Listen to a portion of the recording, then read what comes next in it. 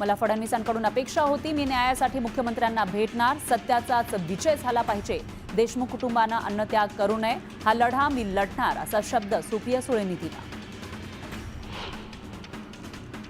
बीडमधील सत्तेची पैशाची मस्ती उतरली पाहिजे, बीडमधील गुंडगिरी थांबली पाहिजे, अटक झालेल्या सर्व आरोपींचा सीडीआर मिळालाच पाहिजे अशी मागणी सुप्रिया सुळे यांच्यासह जितेंद्र आव्हाडांनी केली. आजच्या जमान्यामध्ये फरार आरोपी सापडत नाही, हे कसं शक्य आहे? आमचे फोन टॅप होतात, त्यामुळे आरोपी सापडत नाही यावर विश्वास बसत नाही असं सुप्रिया सुळे म्हणाल्या. मी तुमच्यासाठी लढणार असं आश्वासन सुळेंनी देशमुख कुटुंबियांना दिलं. बीड हत्या प्रकरणावरून जितेंद्र आव्हाड यांनी पोलिसांवर टीका केली आहे. या केसमध्ये पोलिसही पत्रकार परिषद घेत नाहीयेत. FIR मध्ये वाल्मिक कराडचं नाव पण पोलिसांनी लिहिलं नाही असं आव्हाड म्हणाले.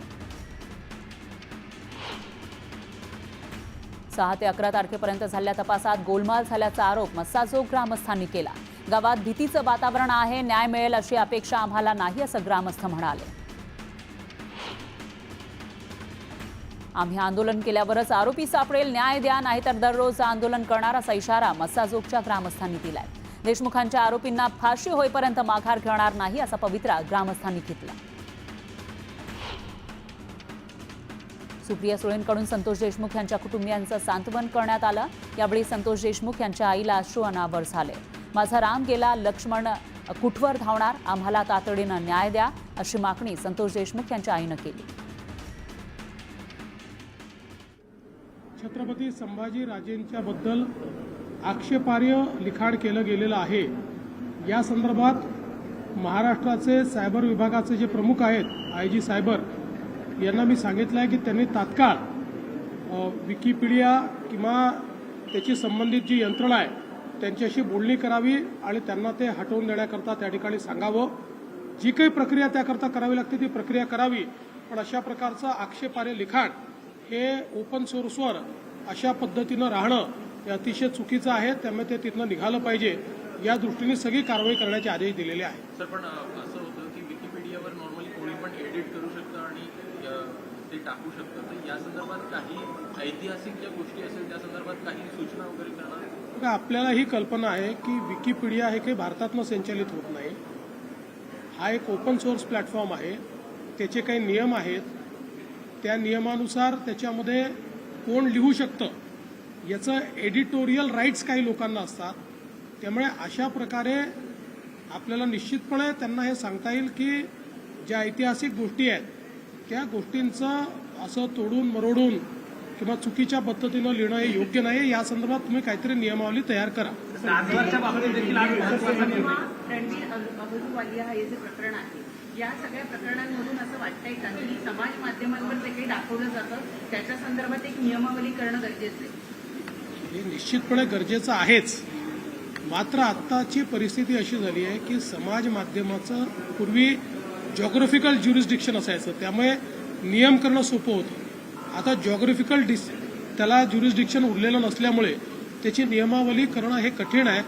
तथापि केंद्र सरकारशी देखील आम्ही या संदर्भात चर्चा करतो आहोत. आणि विशेषतः शेवटी प्रत्येकाला स्वातंत्र्य आहे, अभिव्यक्तीचं स्वातंत्र्य आहे, पण त्याची देखील सीमा आहे. अभिव्यक्तीचं जे स्वातंत्र्य आपल्या संविधानाने दिलेलं आहे ते काही असीमित नाही आहे. तुम्ही दुसऱ्याच्या अभिव्यक्ती स्वातंत्र्यावर आपल्या स्वातंत्र्याच्या माध्यमातून घाला घालू शकत नाही. त्यामुळे ज्या ठिकाणी अश्लीलता ही परिसीमेच्या बाहेर जाते त्या ठिकाणी कारवाई करणं हे गरजेचं असतं. मात्र या संदर्भात काही नियमावली तयार करता येईल का? जरूर केंद्र सरकारची आमची चर्चा चाललेली अजून ते झालेलं नाही. अलीकडच्या काळामध्ये कॅबिनेट व्हायच्या आधी काही लोक अजेंडा छापतायत. ही चुकीची पद्धत आहे आणि मी मंत्र्यांना देखील सांगितलेलं आहे की आपल्या कार्यालयांना सांगा, अन्यथा मला कारवाई करावी लागेल.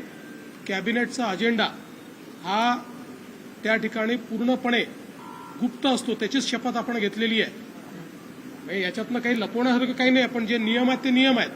त्याच्यामुळे आपल्याला देखील माझी विनंती आहे की जी माध्यमं कॅबिनेटच्या आधी अशा प्रकारे कॅबिनेटचा अजेंडा सांगतायत, अजेंडा दाखवतायत, कृपया आपल्या TRP करता किंवा आपल्या खपा करता पेपरच्या अशा प्रकारे या ठिकाणी नियम मोडू नका. सर, कल्याण डोंबिवलीच्या बाबतीत हायकोर्टाने एक निर्णय दिलाय, मात्र त्याचा फटका कल्याण डोंबिवलीच्या बाबतीत घरांच्या बाबतीत खूप मोठा घोटाळा समोर येतोय. असं आहे, त्या संदर्भात मी स्वतः बैठक घेतो आहे.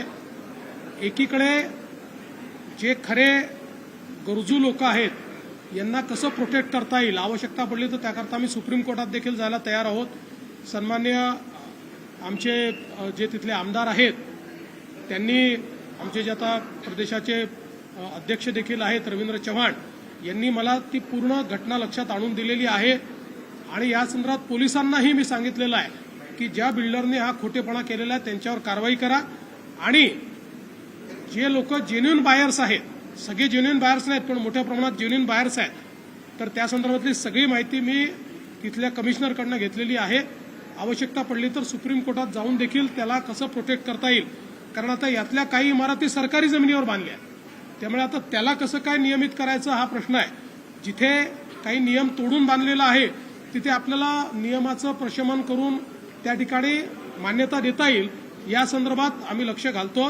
आणि सामान्य माणसाला आणि जो जेन्युइन आहे, ज्याची खरोखर फसवणूक झाली आहे, त्याला कसं प्रोटेक्ट करता येईल असा आमचा प्रयत्न असेल. मुख्यमंत्री बैठकीत असताना उपमुख्यमंत्र्यांकडून एक वैद्यकीय कक्ष स्थापन केला जातोय, समांतर अशा गोष्टी याच्यात काही चुकीचं नाही. मी देखील उपमुख्यमंत्री असताना एक वैद्यकीय कक्ष चालवायचो. वैद्यकीय कक्ष याकरता आपण चालवतो की त्यातनं काही कोऑर्डिनेशन करता आलं पाहिजे. मुख्यमंत्री असेल, उपमुख्यमंत्री असेल, यांच्याकडे केसेस येत असतात. त्यामुळे उपमुख्यमंत्री यांनी जर वैद्यकीय कक्ष सुरू केला असेल त्यात काही गैर नाही.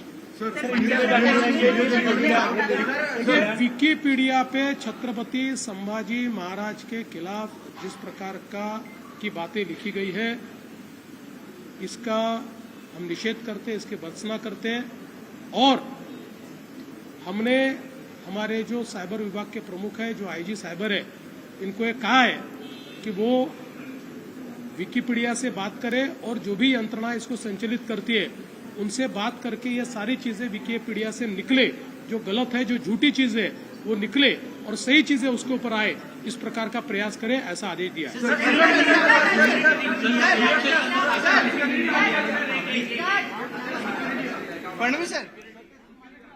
तर मुख्यमंत्री फडणवीस यांनी या ठिकाणी काही मुद्द्यांवरून भाष्य केलं आहे. न्यूज 18 लोकमतच्या बातमीची सीएम कडून सुद्धा दखल घेण्यात आल्याचं दिसतंय.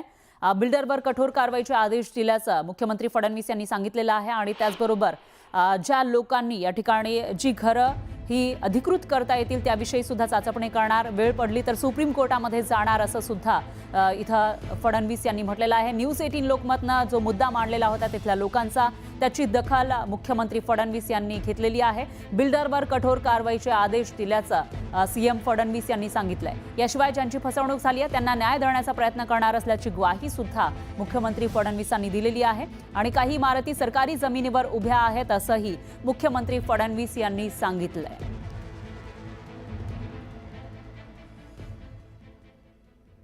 यानंतर पुन्हा घेऊयात बातम्यांचा वेगवान आढावा. खासदार सुप्रिया सुळेंनी बीडच्या पोलीस अधीक्षकांना फोन करत महादेव मुंडे हत्या प्रकरणी संवाद साधला. नवनीत कावत यांच्याशी संवाद साधत सुळेंनी मुंडेंच्या प्रकरणातील माहिती कुटुंबियांपर्यंत पोहोचवण्याचे निर्देश दिले. उपमुख्यमंत्री एकनाथ शिंदे यांनी मुख्यमंत्री सहायता निधीला समांतर वैद्यकीय मदत कक्ष उभारलेला आहे. त्यामुळे महायुतीमधील चढाओढ पुन्हा एकदा समोर आली आहे. राज्य सरकारनं आमदारांच्या सुरक्षेत कपात केल्यानं शिवसेना आमदार नाराज झाल्याची माहिती सूत्रांनी दिली. शिवसेनेच्या अनेक आमदारांना आणि नेत्यांना वाय दर्जाची सुरक्षा देण्यात आली होती, पण त्यामध्ये कपात केली आहे. भाजप आणि राष्ट्रवादीच्या आमदार आणि नेत्यांची ही सुरक्षा कमी करण्यात आली आहे. शरद पवारांनी 28 फेब्रुवारीला राष्ट्रवादीच्या विद्यमान खासदार आमदार यांच्यासह माजी आमदारांची बैठक बोलावली आहे. आगामी स्थानिक स्वराज्य संस्थांच्या निवडणुकीच्या तयारीसाठी ही बैठक असल्याची माहिती आहे. मोहोळमध्ये आयोजित शिवजयंतीच्या कार्यक्रमात मंत्री भरत गोगावले हजेरी लावणार आहेत. यानिमित्त शरद पवार गटाचे आमदार राजू खरे यांनी बॅनरबाजी केली आहे, पण या बॅनरवरून शरद पवारांचा फोटो गायब झाला. त्याऐवजी एकनाथ शिंदेंसह गोगावलेंचे फोटो लावण्यात आले. त्यामुळे राजकीय वर्तुळात चर्चांना उधाण आलं. रात्रीच्या वेळी दुकानाची घराची बेल वाजवून त्रास देणाऱ्या तरुणांच्या टोळीनं महाडकर त्रस्त झाले. बेल वाजवून पळून जाणारी मुलं सीसीटीव्हीमध्ये कैद झालेली आहेत. नागरिकांनी याबाबत पोलीस ठाण्यात तक्रार केली आहे. लोणावळ्यातील बाक्सई गावचे ग्रामदैवत श्री वनोबा महाराजांचा उत्सव मोठ्या उत्साहात साजरा करण्यात आला. माघ पौर्णिमेच्या दिवशी श्रींच्या पालखी मिरवणुकीचं आयोजन करण्यात आलं. यावेळी भव्य बैलगाडा स्पर्धा भरवण्यात आली. वाशिम जिल्ह्यातील अर्ध्याहून जास्त एसटी बस खिळखिळ्या चालल्या आहेत. कित्येकदा बस रस्त्यातच बंद पडतात, त्यामुळे प्रवाशांचे मोठे हाल होत आहेत. तर 4ही एसटी आगारांना नवीन बस देण्याची मागणी प्रवासी संघटनांनी केली आहे. शिरूरच्या ढोकसांगवी गावात विद्युत तारांचा धक्का लागल्याने एका बिबट्याचा मृत्यू झाला. वन विभागानं पंचनामा करत बिबट्यावर अंत्यसंस्कार केले. भाजप नेते किरीट सोमय्या यांनी बनावट जन्म दाखल्याप्रकरणी अमरावती जिल्हा पोलीस अधीक्षक विशाल आनंद यांची भेट घेतली. यापूर्वी सोमय्यांच्या तक्रारीवरून 8 जणांवर गुन्हा दाखल करण्यात आला होता. मीरा भाईंदर शहराला कचरामुक्त करण्यासाठी मनपा आणि मेकिंग द डिफरन्सनं संकल्प केलाय. शहरामध्ये सोसायट्यांना 2,500 डस्टबिनचं वाटप करण्यात आलंय. शहरात जागोजागी डस्टबिन लावण्यात येणार आहे. फेब्रुवारी महिन्यातच हिंगोलीच्या बडद इथल्या तलावाच्या पाणी पातळीमध्ये घट झाली आहे. तलावातील पाणी पातळी निम्म्यावर आली आहे. त्यामुळे उन्हाळ्यामध्ये या गावांना पाणी टंचाईची झळ बसण्याची शक्यता आहे. सांगलीमध्ये मध्यरात्री हुल्लडबाजी करणाऱ्या तरुणांना पोलिसांनी चांगला चोप दिला. यामध्ये 35 जण किरकोळ जखमी झाले. सिने अभिनेत्री रवीना टंडननं चंद्रपूरच्या कारवा बल्लारशा क्षेत्रामध्ये जंगल सफारीचा आनंद लुटला. यावेळी त्यांना इरिना वाघिणीचं दर्शन झालं. तर माजी वनमंत्री सुधीर मुनगंटीवार सुद्धा यावेळी त्यांच्यासोबत होते. नंदुरबार जिल्हा सामान्य रुग्णालयाच्या जिल्हा शल्यचिकित्सक कर्मचारी आणि डॉक्टर यांच्यातील वाद थांबण्याचं नाव घेत नाहीये. गेल्या महिनाभरापासून या ठिकाणचे नर्स, मार्ड डॉक्टर संघटना आणि अन्य संघटनांनी जिल्हा शल्यचिकित्सकांविरोधात निवेदन देत मनमानी कारभार आणि भ्रष्टाचाराचे आरोप केले. अहिल्यानगरच्या नेवासामध्ये श्री मोहिनीराज महाराजांच्या यात्रेच्या मुख्य दिवशी रेवाडण्याची उधळण करत काल्याची दही हंडी फोडण्यात आली. यावेळी काला घेण्यासाठी हजारो भाविकांनी गर्दी केली.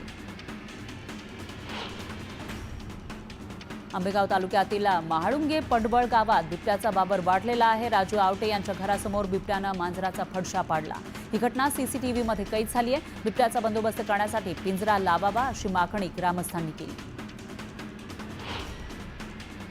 शिरूरमध्ये आमदार ज्ञानेश्वर कटकेंकडून शासन आपल्या दारी कार्यक्रम ठेवण्यात आला. यावेळी नागरिकांच्या सूचना तात्काळ सोडवण्याचे आदेश ज्ञानेश्वर कटके यांच्याकडून देण्यात आले.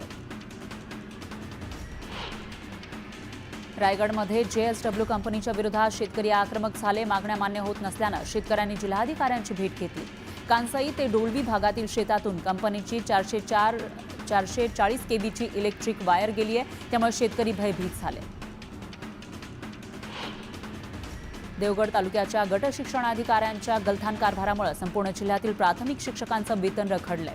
त्यामुळे देवगड तालुका गट शिक्षणाधिकारी यांची हकालपट्टी करा, अन्यथा ताबडतोब पगार द्या अशी मागणी करत शिक्षक समितीनं ठिय्या आंदोलन केलं.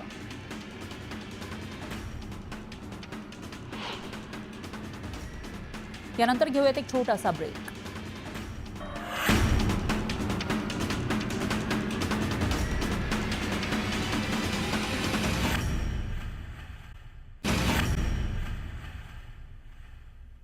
ब्रेकनंतर पुन्हा घेऊयात बातम्यांचा सुपरफास्ट आढावा. आदिवासी विकास मंत्री अशोक उईके यांनी यवतमाळमध्ये भाजपच्या सदस्य नोंदणी मोहिमेचा आढावा घेतला. यवतमाळ जिल्ह्यामध्ये 3 लाख सदस्य नोंदणी केली जाणार असल्याची माहिती त्यांनी यावेळी दिली.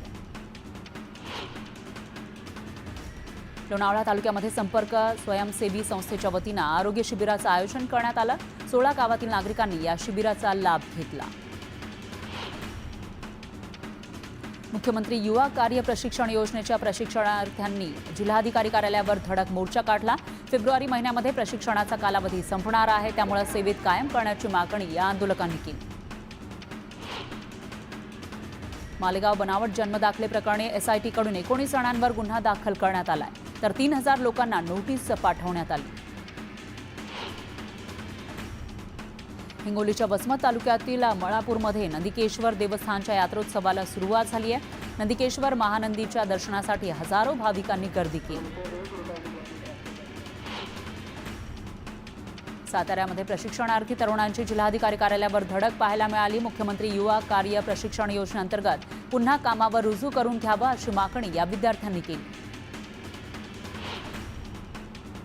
जळगाव जिल्हा स्वस्त धान्य दुकानदार संघटनेच्या वतीनं भुसावळमध्ये जिल्हास्तरीय मेळावा आयोजित करण्यात आला होता. या मेळाव्यामध्ये स्वस्त धान्य दुकानदारांच्या विविध समस्या आणि मागण्यांसंदर्भात चर्चा करण्यात आली. शिवरायांच्या जयंतीनिमित्त भुसावळ शहर भगवमय झालंय. शिवरायांची प्रतिकृती असलेले भगवे झेंडे, भगवे दुपट्टे खरेदी करण्यासाठी शिवप्रेमींनी गर्दी केली. तर महाराजांच्या स्मारकावरही विद्युत रोषणाई करण्यात आली. शिवजयंती उत्सवाच्या पार्श्वभूमीवर बुलढाण्याच्या खामगावमध्ये पोलिसांनी रूट मार्च काढला. शिवजयंतीनिमित्त ठिकठिकाणी तगडा पोलीस बंदोबस्त तैनात करण्यात आला. मंचरच्या अण्णासाहेब आवटे महाविद्यालयाच्या विद्यार्थ्यांकडून नाणेघाट आणि चावंड किल्ल्यावर स्वच्छता मोहीम राबवण्यात आली. शिवजयंतीच्या पार्श्वभूमीवर हा उपक्रम राबवण्यात आला.